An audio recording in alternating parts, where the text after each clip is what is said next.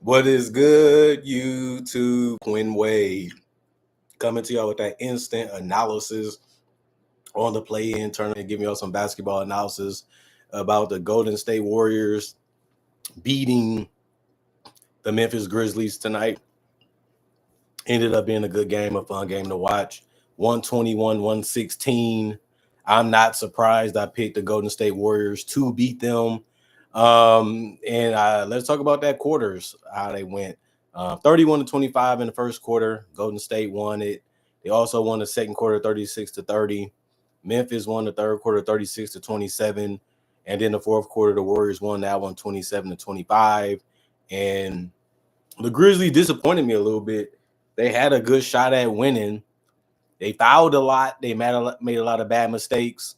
They missed their key free throws. Zach Edey missed a free throw. Scottie Pippen missed a free throw, which was unfortunate. That would have gave them a better chance to be able to win this game.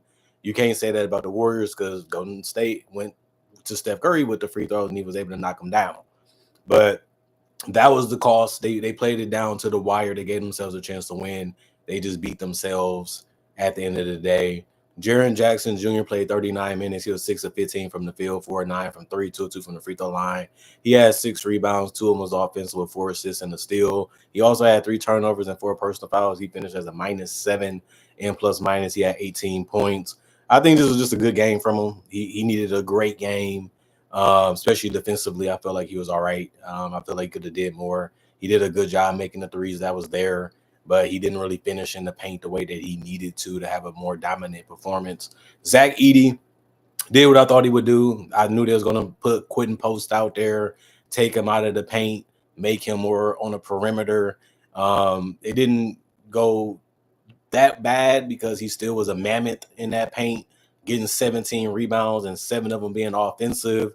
He made some mistakes trying to score and not being able to pass out of double teams and not really reading, the defense the right way. He made some mistakes there too, but it's a learning experience. This was your biggest game of your career, and you just got anxious, I guess, and some things didn't go your way, but he still played a good game. I mean, anytime you can get a big double-double like he did, it's a good game for you. But he was 4 of 11 from the field. His field goal percentage should have been a lot higher. I feel like he rushed some shots. I feel like he didn't, take his time enough. And that's why his field goal percentage wasn't where it needed to be, like it usually is. He was 6 of 8 from the free throw line. Like I said, he missed a crucial free throw in the fourth quarter, and he did finish with 2 assists, 4 turnovers, and 5 personal fouls. He was a +6 and plus minus. John Morant was 9 of 18 from the field. He kind of disappeared in that fourth quarter. They didn't really run anything for him. They didn't really get anything out of him. And even that last play, they tried to inbound the ball. He didn't even really try to get open. And by the time he got open, it was a 5-second violation. So that was bad execution again. I think that hurts not having Taylor Jenkins. He would have knew what to do. He would have knew how to strategize better. You got a new voice. You're still trying to figure things out. And that wouldn't be something if you had a coach that you had already the entire season and years before that. The experience and the respect will be there enough when it comes to executing the play the right way, and he hold those guys accountable like he always did, even if they turned against him, for him to be able to be fired. 3 of 3 from the free throw line, 3 rebounds, 1 of them being offensive, 3 assists, 1 steal, 5 turnovers, a +2 and plus minus. He finished with 22. Desmond Bane, I feel like he's their best player, man. He can score in the paint, he can rebound, he can pass, he can defend, he can shoot. He can make free throws. He finished 11 of 21 from the field, 5 of 8 from 3, 3 of 3 from the free throw line. He ended up playing 39 minutes, which was tied for the most with Jaren Jackson because he's just that important to their offense.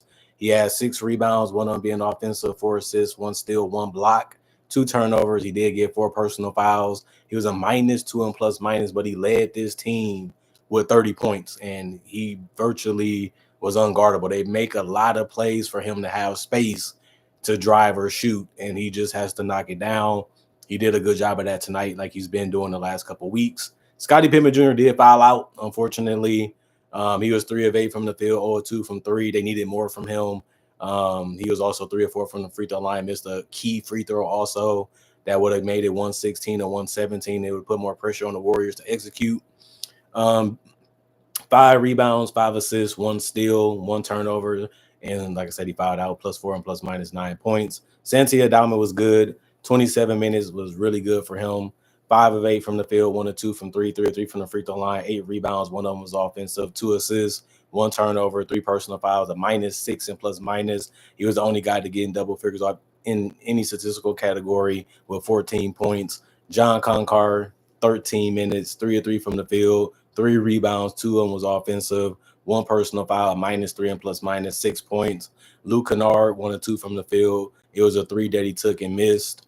1 rebound, 1 assist, 1 turnover, 1 personal foul. He was a -13 and plus-minus. He only had 3 points. Didn't get a lot of shots up. Didn't have the ball in his hand that much, and that made him have a mediocre to bad game. But he didn't really have a chance to really do what he needed to do or how he usually does it. So I guess you can say it was okay. Vince Williams Jr. played 3 minutes. He had 1 rebound. It was offensive with an assist. He also had 2 turnovers and 2 personal fouls. He's a -6 and plus-minus.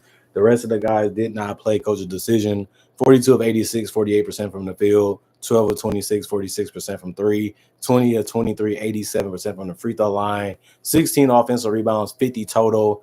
Really good game from them when it comes to rebounding. 22 assists, 4 steals, 1 block, 19 turnovers, which is really bad, and 26 personal fouls. And then the Golden State Warriors, they played a short rotation, but a lot of guys didn't get a chance to play. They still believing in their bench, even though I didn't think they did a great game tonight. Some of the guys really was crucial, though. And, as long as you have a couple guys coming and make a big impact, you're happy. Draymond was 1 of 5 from the field, played 31 minutes. He was 0 of 3 from the three-point line, 2 from the free throw line, but I liked his defense tonight. I liked his decision-making for the most part, but he did foul out. 6 rebounds, 1 of them being offensive. He did have 10 assists, 3 steals, and a block, 1 turnover. He was a +12 and plus-minus. He only had 4 points in 31 minutes, but he knew his role, and he knew what he was trying to do, and he knew what they was trying to do as a team, and he didn't get in the way. He just actually made it more smoother, which is what he usually does. 40 minutes for Jimmy Butler, 12 of 20 from the field, 2 of 4 from 3, 12 of 18 from the free throw line, 7 rebounds, 2 of them being offensive, 6 assists, 3 steals, 2 turnovers, 4 personal fouls. He had 38 points. I think he was really good for them. He helped them get off to a good start. He put the Memphis Grizzlies in some tough situations, and he did that throughout the entire game. Anytime you can shoot 18 free throws, that means they couldn't guard you. They couldn't stop you from getting and doing what you really wanted to do. So they had to give you something in return, and he was able to capitalize off most of it, but he left some change at the table, which is unfortunate. But he did shoot really good and make good decisions, and he played real well defensively too. Wardell Stephen Curry picked it up in the fourth quarter like he should have. This was at his home that he helped build and help stay relevant and built a dynasty for. And when they needed him to make threes and make shots, even at the free throw line, he did it. He finished 9 of 22 from the field, played 39 minutes. He was 6 of 13 from 3, 13 of 13 for the free throw line, perfection. 8 rebounds, 4 assists, 1 steal, 1 turnover, +1 and plus-minus. He finished with 37. Moses Moody played 33 minutes. He was 4 of 7 from the field. He also was 1 of 4 from the three-point line, 3 rebounds, 2 of them was offensive, 1 assist, 1 steal, 1 block, 1 turnover, 1 personal foul, a +6 and plus-minus. He had 9 points. Brandon Przemski, 1 of 7 from the field, 1 of 5 from 3, 4 rebounds, 2 of them was offensive, 3 assists, 2 steals, 1 turnover, 3 personal fouls, a -1 and plus-minus. He had 3 points at the end of the game. Moody and Przemski is going to have to play better if they want to win their first round matchup against the Rockets. They can't have a game like this, but then again, they know that, the opportunities was there for Przemski. He just didn't make them. And you can say the same thing about Moody, even though he shot better from the field distance, shoot well from the three-point line. And both of those guys, like I said, didn't get to the free throw line at all. And they didn't really do too much other things either. Kevon Looney played 10 minutes. He was 1 of 2 from the field. He had a board. It was offensive with an assist, a turnover, 2 personal fouls, a -11 plus-minus 2 points. Guy Santos, 1 of 3 from the field, or 1 from 3, 1 of 1 from the free throw line. He did get 3 offensive boards, and that was all his rebounds, but it really helped. 1 turnover, 1 personal foul, -2 and plus-minus 3 points. Quentin Post, like I said, he was the biggest X factor to me because he forces you to play your bigs on the perimeter, and he can hit threes, forcing them to possibly have to close out to him or stay close to him. He did that tonight. 3 or 4 from 3, 4 or 5 from the field, 5 rebounds, 2 of them was offensive, 2 assists, a steal, 2 turnovers, 4 personal fouls, plus 12 and plus minus. He got in double figures by the end of the game with 11 points. That's a great job. Buddy Hield still been gone. I don't know what happened to him. He was flame throwing in the beginning of the season. He can't even buy a shot now, and this has been going on for a while. 12 minutes for him, 1 of 4 from the field, 0 of 3 from the three-point line, 1 assist, 1 steal, plus 7 and plus minus. He only had 2 points in this game. And then Gary Payton was the biggest one outside of the quitting post. He was 5 of 10 from the field. They kept leaving him open at 3. He was 2 of 6 from 3. You'll take it.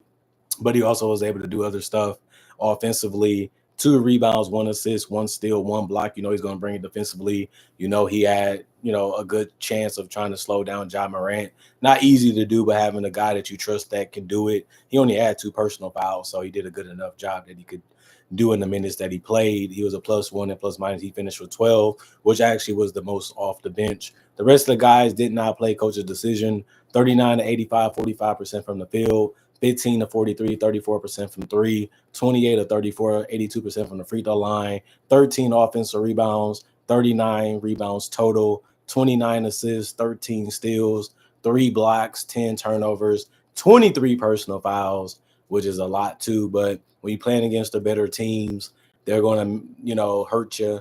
They're going to make you pay. And we've seen both guys do that. I mean, both teams do that to each other. There's only going to be one winner. I thought the Warriors would knock it out. They did it. Not surprised. They had the better teams. They had the better stars, and they had home court advantage. And that's what you're supposed to do, take advantage of that. And they did it.